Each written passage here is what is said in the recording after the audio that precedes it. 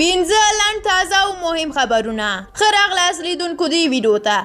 لومړی خبر: د ملي امنیت سلاکار ایران ته د خپل سفر پر مهال د دې هیواد له بهرنیو چارو وزیر سره کتلي دي. د افغانستان د ملي امنیت شورا له دفتره په خپره شوې خبرپاڼه کې ویل شوي دي چې ډاکټر حمدالله محب له جواد ظریف سره په دې کتنه کې د اقتصادي همکارۍ او د سولې لپاره پر سیمه ییزه اجماع خبرې کړي دي او دغه راز د ایران او افغانستان ترمنځ د ترانزیټي او سوداګریزو اړیکو او اتباعو ته د خدماتو پر رسولو هوکړه شوې ده.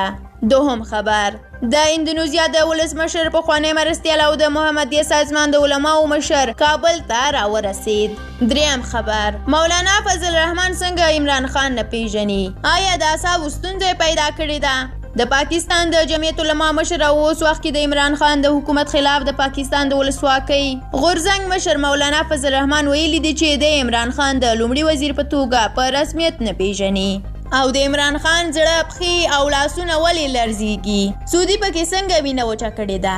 د پاکستان یو نږدې ملګری چې ورور هیواد یې بولي یعنی سعودي پر پاکستان غږ کړی دی چې 3 میلیارډ ډالر پور یې ژر تر ژره ورکړي. پاکستان د چین په مرسته په 2 قسطونو کې 2 میلیارډ ډالر پور پرې کړی او تمه ده چې پاتې 1 میلیارډ هم ژر تر ژره ورکړي. او اخیری خبر هم دا چې د افغانستان د کرکټ د ملي ټیم لوبغاړي سمیع الله شینواري په خپل فیسبوک پاڼه کې د شهزاد له یو عکس خپرولو سره لیکلي دي چې زموږ د ګران ملګري محمد شهزاد مور بیبي د مړینې له کبله د شهزاد قدرمنې کورنۍ ته د جمیل صبر او مور بیبي ته د لوی څښتن تعالی له دربار څخه د جنت فردوس غوښتونکی یم.